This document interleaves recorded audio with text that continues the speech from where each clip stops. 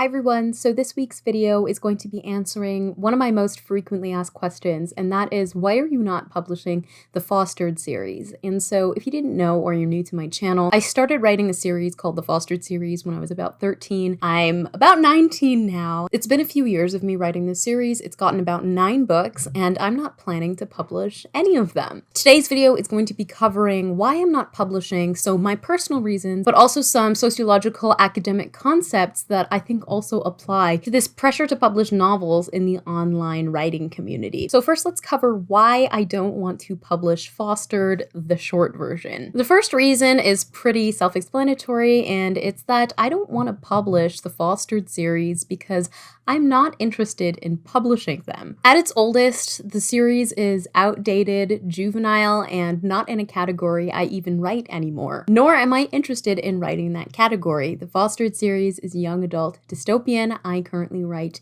adult literary fiction, so I'm not interested in writing young adult, and I'm not interested in writing dystopian. So at its most recent, the Fostered series is a bit of a disjointed patchwork of work I did when I was 13 to the work that I'm doing currently as a 19-year-old, and so it wouldn't really make sense. I would have very different vibes, a very different set of writing skills at the time when I was 13 with book 1, for example, and I have a completely different style in a different genre. It's kind of a literary genre now by the time we get to book 9, which is a spin-off. Therefore, there's very little flow to the series itself, making it kind of unappealing to me to publish. It shifts genres, it shifts categories. About halfway through the series, the book stops being YA, but it's not adult. It stops being dystopian, but it's not quite not dystopian. And then we get some literary, but then there's also some of the dystopian left over, and so it doesn't really make sense. And then all the way to just straight up realistic contemporary. And so to me, it just doesn't make sense to put in all of that effort to revise all the books. The second point is that it would be an insult to my current craft to put out work from the early stages of my process. It's not that the work is bad by any means. I'm not saying if you're 13, you're destined to write bad works. In fact, I think the opposite. I think teen writers are smart. I think teen writers know what they're doing just as much as any other writer will know what they're doing. But I've spent since then countless hours putting work into my craft, and I would much rather put out work that is reflective of that effort rather than put out work because people like my audience or my family or people in my life ask me to. I'm gonna read this next bit because it's long, so I want to get everything.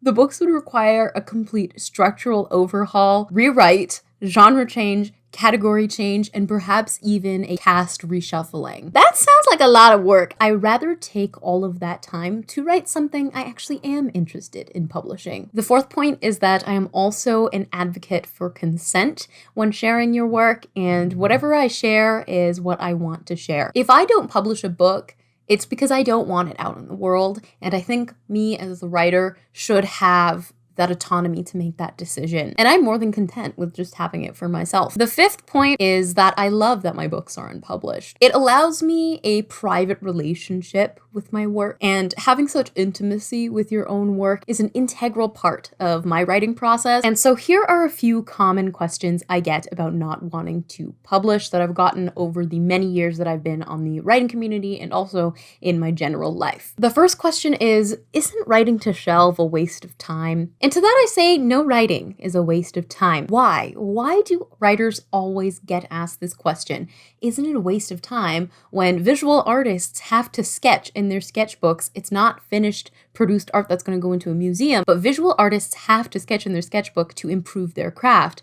But when writers do the same thing, which is writing for yourself, it is frowned upon. Drafting things for yourself, to me, is akin to making art that you will never sell or share with anybody. I'm also a visual artist is something I do very often. A lot of my sketches never see the light of day. But with writing, there's this stigma that if you're writing just for yourself or you're writing just to practice, you're wasting your time. And I think that's kind of an interesting comparison when we look at the different arts. How is practicing your craft, which will inherently improve your writing, no matter if you publish or not, a bad thing? We've gotten into a bad habit of equating a work's value by determining whether or not it is published and therefore whether or not it is monetizable. So bear with me with this one. I believe that this problem is laden in something that we call capitalism. So everybody probably knows what capitalism is, but I'm going to just outline a brief history that I think actually hits on the head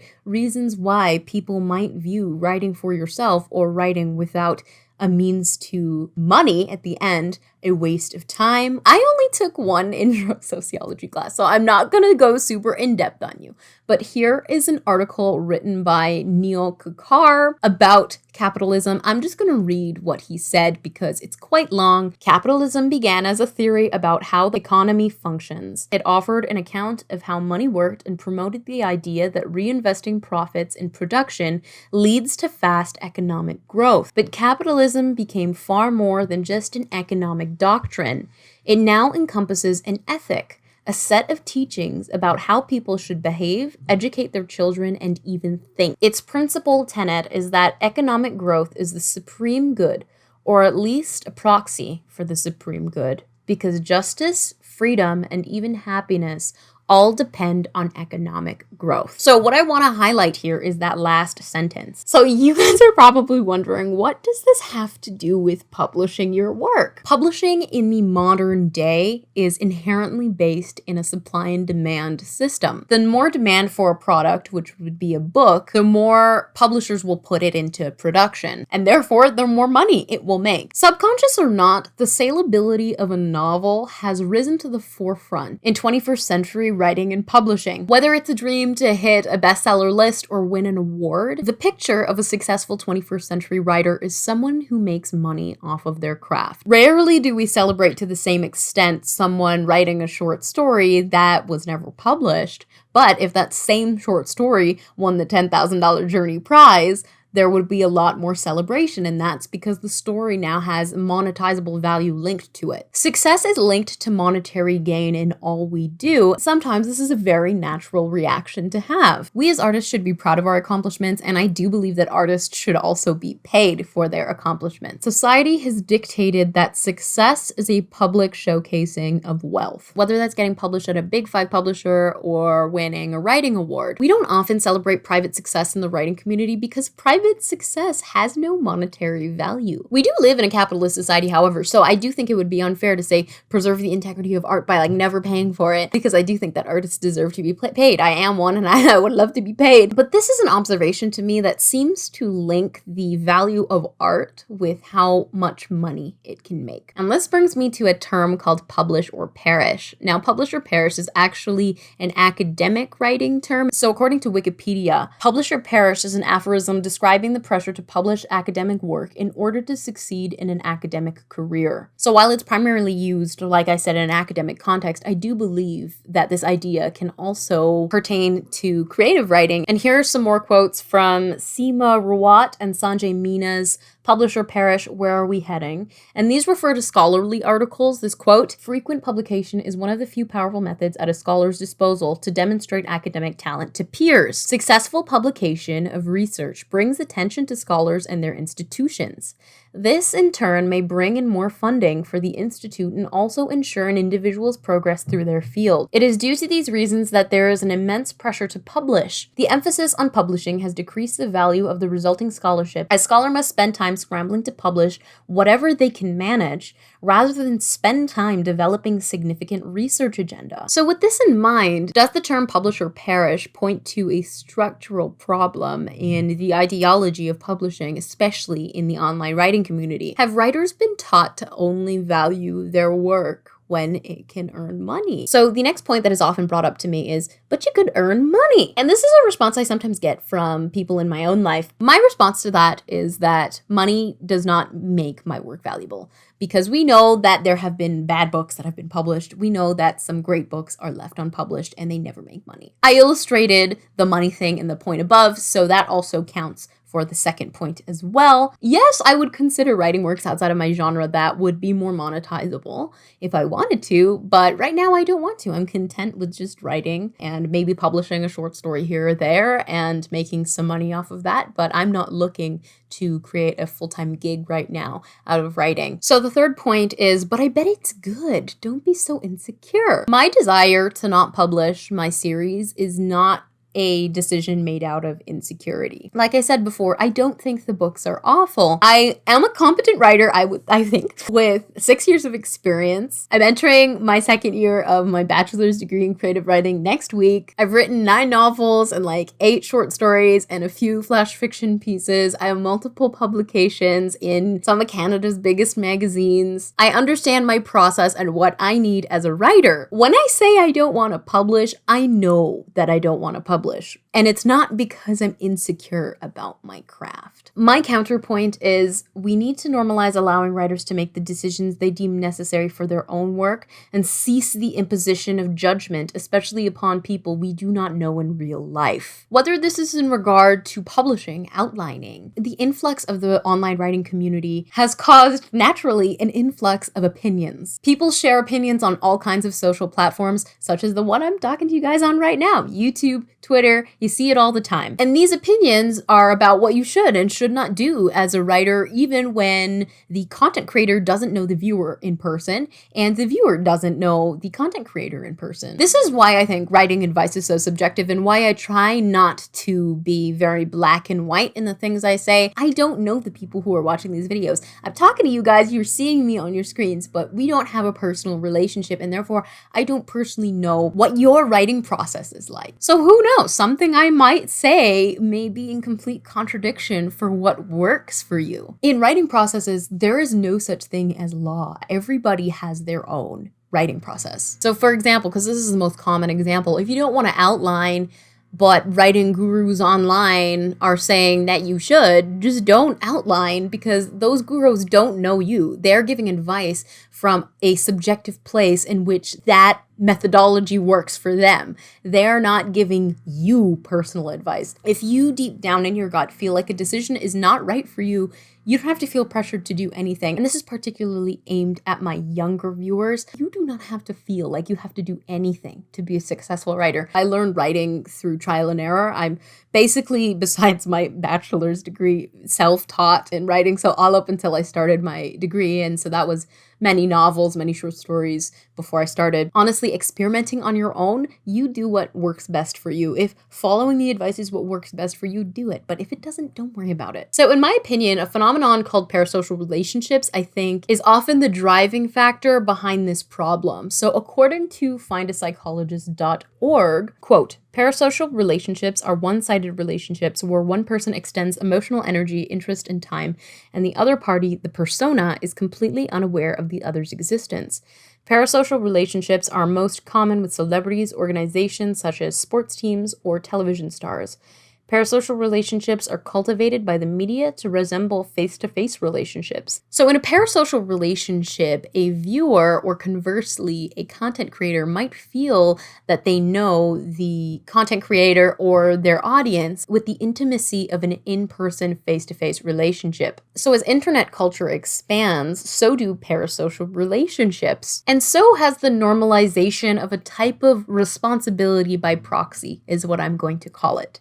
So what I mean by that is that the emotional expendant, as I will call them, who would be in this case the viewer, may feel that they know the persona on a personal, intimate, real life level. And therefore, they may feel that they have first-party responsibility to inform the persona of an alternate choice they should make. This also may give them some sort of free rein to criticize the choices of the persona, just as you may criticize a brother or a sister or a partner for a decision that they make that you think is a poor decision. So the problem here is that the emotional expendant does not actually know the persona. They know a cultivated, a refined, digital version of the persona, but not the true person behind the persona. And this would be vice versa. So this could be also the content creator interacting with their audience members. Because of parasocial relationships, we as viewers might deem a writer's decision to not publish their work a terrible idea. This also applies to writing gurus who may preach that any other path that their viewer takes besides the one that they're preaching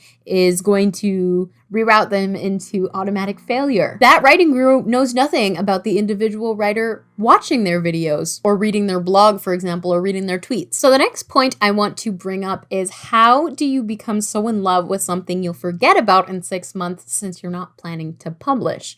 The work will have no legacy. So the answer is, I do this all the time. Just like I fall in love with new hobbies like crochet, painting. It's very easy for me to emotionally invest in something that I know will never see the light of day and never be read by me even ever again. In my 9 novels, for example, I've only read 3 in entirety, 1 for leisure, and that was many years ago, like about 4 years ago, and 2 because of edits. The rest of my work I've never read in full. The novels I've never read in full since I wrote them, and they've all sat unread. I've forgotten them all. I actually have no desire to read them anyway, or to keep up with them, to remember them. I think that there is an inherent value in a shelved project, no matter if you never look at it again for the rest of your life. All of my books are valuable to me, no matter if I read them again or not. And I don't find it necessary to expend my energy keeping up with these projects, rewriting them, editing them, just to prove my love for them, for example, when I already know that I love them, even if I don't remember them. So my counterpoint here is that we need to stop viewing shelving a project as an act done out of failure and self-hatred. Shelving projects is a normal, healthy part of writing. Just like I never frame my art and let it sit pressed in a sketchbook for years, why do we link the value of work to its level of consumption? I think writers make a very big deal out of shelving projects, and I understand that because writing is a very emotional, intimate experience. I've been there. I've had to shelve projects I was feeling really sad about shelving. I totally get it. But if in your gut you feel like shelving your project is genuinely the best decision, it doesn't mean that you're insecure or you hate your book. It just means that you know that that's the decision that is going to allow you to become an even better writer in the future. But I think that practicing healthy shelving is actually really helpful in writing, because we can't possibly explore every single idea we want in a lifetime. It's not going to happen. And so letting things go is such an important part, to me at least, in the writing process, because no matter if you've had an idea for 6 years, 6 months, 6 weeks, 6 minutes, we can create intense emotional connections to them. And having to let one of them go because it's not working for us anymore, we've changed interests, for example, can be a scary thing. But I think we need to talk about this more, that shelving your projects is not a bad thing. It can actually be really cathartic to do for a writer. And I think it's very helpful in learning how to handle rejection as well. It's not that shelving your project is self-rejection, but it can have a similar feeling. And so I think we need to talk a little bit more about shelving, because I feel like sometimes people view it as like an ultimate failure on behalf of the writer,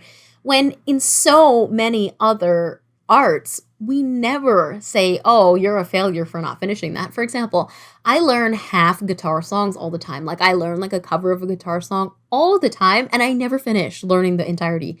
Do I feel like a failure? No, I feel like a boss for learning the part that I did. Maybe I just don't feel ready to finish the rest of it, or maybe I just don't want to finish the rest of it, and I'm okay just playing half of the song. How come like that's okay in like music? It's okay in art, but in writing, everyone's like, oh, so you're like a bad writer if you don't finish your work. I don't agree with that. A project that always exists as notes and will never be written, I have actually an entire project that is just notes, is not a failure. Love the work in the form that it comes to you. Any work is a blessing. Allow the story to be the form that it chose to be, even if it's unfinished. And so to end this video, I'm going to be talking about the pressure to publish as a result of the emergence of the online writing community. It's no secret that the online writing community is very publishing focused. Whether it's Twitter, Tumblr, YouTube, whatever, it's almost impossible to not come across one writer who is trying to publish or is giving advice on how to publish. I do not think publishing is a bad thing. I love being published. I think it's great. I love it. I love being paid for my work. I love sharing my work with you guys in a public forum. This is what I wrote. Because it's long, I'm going to read it. It's vital the writing community begins addressing the obscene pressures to publish that are oftentimes buried in the soil of writing blog posts and videos, and the impact that pressure may have, particularly on younger writers. The popularization of the online writing community is a fairly recent thing, gained a lot of traction, especially with authortube in the 2010s. And a fault I've witnessed during my years on this platform and also on other platforms is this obsession almost with publishing and the negative effects it can sometimes have on the writers consuming this content, especially young writers. For now, I'm going to be taking a look at Rebecca Smith's Creativity in Commerce, When Creativity Meets Commerce, or the relationship between the publishing industry and the individual writer through the eyes of an interested observer. And I think this is a must-read that outlines the changing publishing industry as it morphs into a bit more of a consumerist, capitalist, money-making system. So first, let's break down this quote from Smith. She says, editors and publishers have in recent years spoken out increasingly about how damaging they feel these globally corporate motives are to our culture and our reading. In a sense, it has become almost a truism to observe that there are hazards attached to money-making as the main incentive behavior in creative companies. But Rachel, didn't we just talk about capitalism and money-making? Yes, but I bring this up again to outline a very important point, and that is the online writing community and its commodification. It's no secret that writers since the 2010s have been going to newer platforms, specifically authortube, to market their books. Most of the advice geared toward consumption and general promotion, and this is oftentimes for the self-published community because it's necessary that self-published authors have the platform to advertise themselves. That's what helps them make money, and so I'm not saying that's a bad thing. I'm not stepping on anyone's hustle. I don't want to be negative to that. If that is something that writers do, creating an authortube channel to market their books, that's fine. I just think that it is an interesting point that this may point to some sort of a intrinsic linking with money making and the writing community online. I think writers need to make bank, but I think it would also be nice to see a bit more of a balance of personal writing and also money making advice, because I think a majority of the channels that are in the authortube sect are mostly geared toward publishing advice and also marketing advice. I don't think that this is bad. I actually think an abundance of publishing advice is very helpful. I think it can help writers who are unsure of certain topics. I think it's actually a lot safer that we have more advice on the internet. But in essence, it has also created a consumerist culture, I guess, on authortube, which I don't think is necessarily pertinent throughout all channels. But I think with the bigger channels, it's all been laden in some sort of marketing. I do think that this can be detrimental, but mostly to younger viewers. And so I'm going to give you guys a bit of a personal story. So I was 12 when I started watching authortube. I was in grade 8, so I was not even in high school. I had just started writing. And back then there were only a few authortubers, I think like 3 or something. And I watched all of them and I read lots of websites. I was happy to consume the marketing-oriented content that was on YouTube. This was not a bad thing. What I didn't realize was how this content affected me subconsciously. So by age 13, I had made it a goal to be a published author at most age 15. So I felt like I would be a failure if I didn't kickstart early my writing career. And so I thought pursuing publication was mandatory almost in a sense. I thought it would bring me the most happiness. I began excessively obsessing over this idea. I wrote letters to my future self, like hoping that by the time I reread it like a year or 2 later, I would be published, and like me in the letter who was like, are you published yet? Me in the future could be like, yeah, I am. I'm so happy. I put so much pressure on myself between the ages of 12 to 15 to publish, because if I didn't pursue it, I wouldn't be the online pinnacle of what a successful writer is supposed to be. I don't blame the content creators for this reaction, because this is my personal reaction. But I do think if you know you are an authortuber and you know you have young children watching your videos, I think there is a level of care that needs to be implemented, especially when we're talking about big things like publication. I don't think that means